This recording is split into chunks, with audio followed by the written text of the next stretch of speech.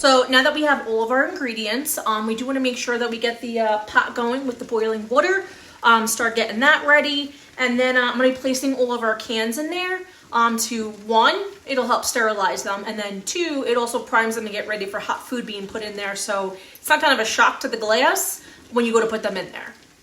Kind of like a two-step process.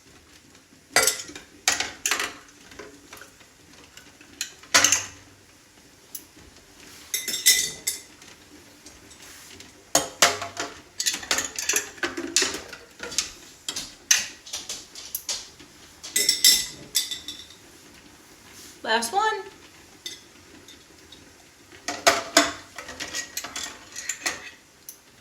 So in the meantime, while that is all sterilizing, I'm going to get these tomatoes all quartered up and getting ready to get them into the pot. Just start cooking. Just quartering them real quickly. Make sure you wash them.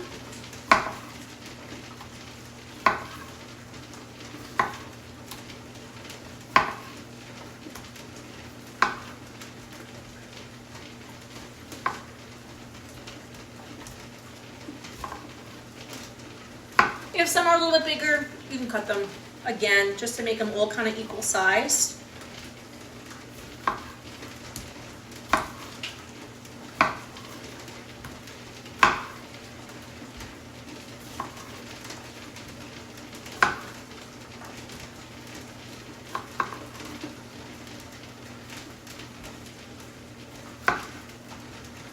So I already have a pot going with a little bit of water in there, already kind of boiling up a bit.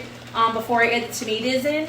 That's really kind of just to help prevent it from scorching or burning to the bottom. I mean, it's not necessarily something you have to do. If you have a Dutch oven, probably work a little bit better and you might not even need that water. But if you do, feel free to go ahead and add it. Won't do any harm to it. Actually, it'll keep a lot of the moisture in there.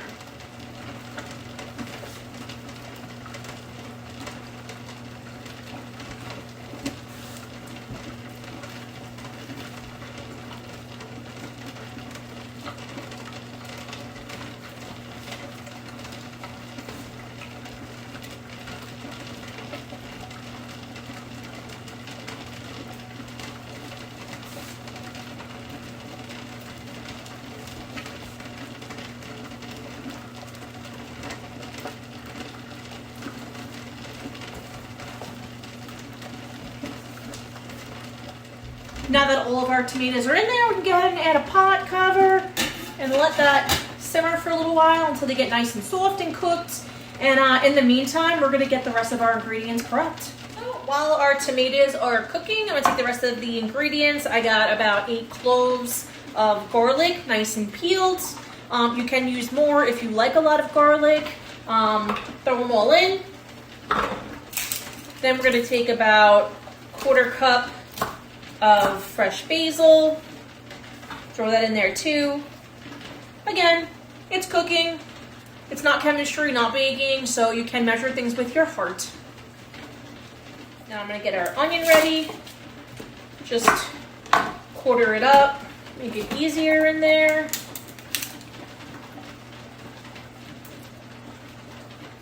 Food processor is great because it definitely saves you a lot of time and a lot of chopping. So we're gonna throw that in there. We're gonna close it up, pulse it for a little bit till it gets nice and minced up together. Nice good mix, and then we'll check on our tomatoes.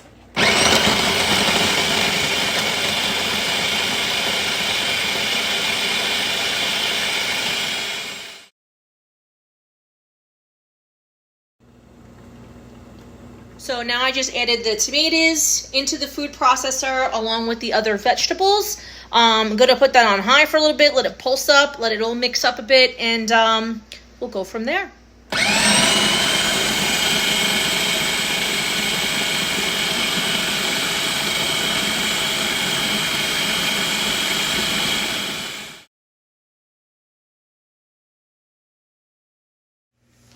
All right, so now that I got it all mixed up in the food processor, we're gonna get this bad boy back into the pot.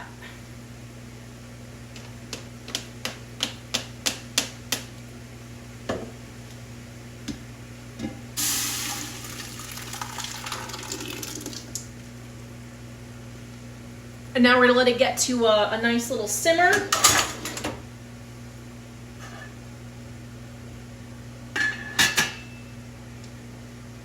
And we just wait again. All right, so while we're waiting for that simmer to get going, we're gonna put in the 1 tablespoon of the white sugar.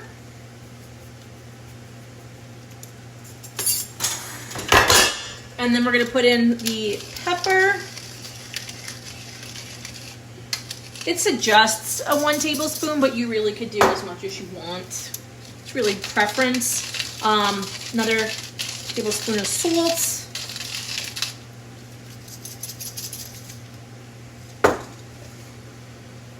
Mix it up. All right, so now that we got that simmering going, we're gonna put the lid back on. And we are gonna let this simmer for a little while until you at least get down to about, reduce to about 0.25% away from it. Definitely wanna get rid of a lot of that moisture that's in there so you can actually be retaining a lot of the flavor and it's not so watery. So what I'm gonna do now is just wait. So now that we let it reduce down by 25%, we're gonna start canning. Fun part. So I'm gonna start by just ladling this in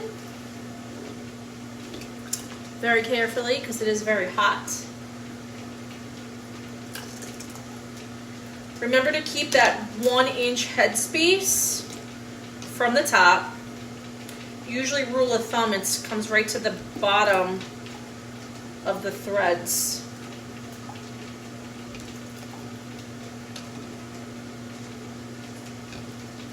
It smells so good with the garlic and the basil in there. Just kind of want to eat it now.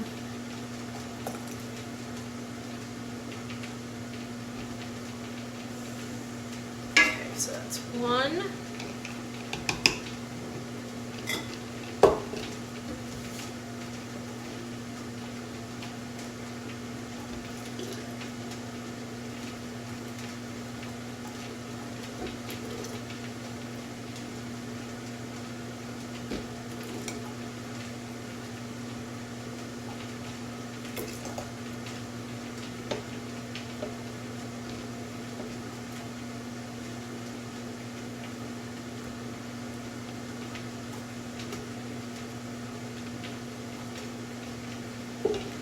Go. So this made about 2 full quarts. To make sure we add that acidity to help keep the preservation of it, we are going to add in 2 tablespoons of lemon juice, or if you have citric acid, it would only be about 1 tablespoon of it.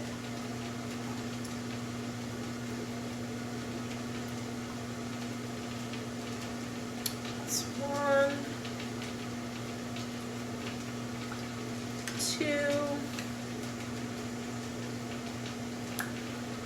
1, 2.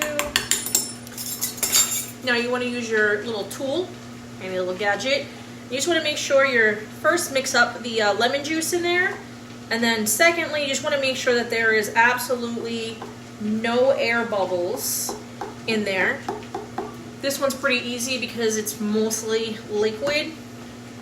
Usually when you have a lot of like solid chunks in there, you get a lot more air bubbles.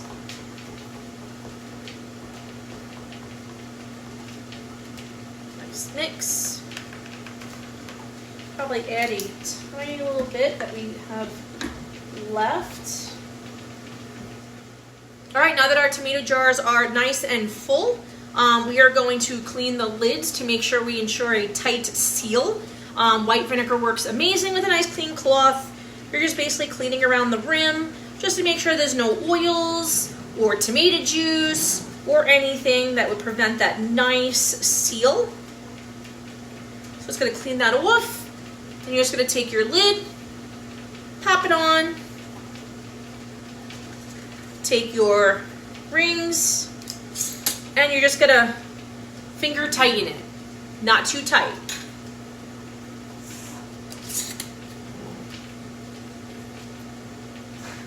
There you go, ready to go into the pot. All right, so now we are up to our final step of canning. we are going to be putting the jars into our canner. Now, this is water bath canning as opposed to pressure canning. Water bath canning is sufficient for this because there is enough of acidity in our recipe with our ingredients that it would not require pressure canning, which is a lot hotter, and you definitely need that pressure to really seal it and preserve that food. You do want to make sure that the water, when you put those jars in, is at least 2 inches above the top of the jar. So I'm going to place those in. You want to do it very carefully because it is very hot, both the jars and the water.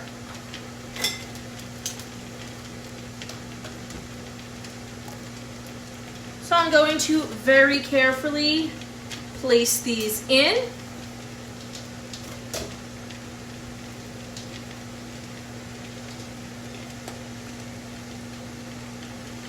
And we're going to put the top on.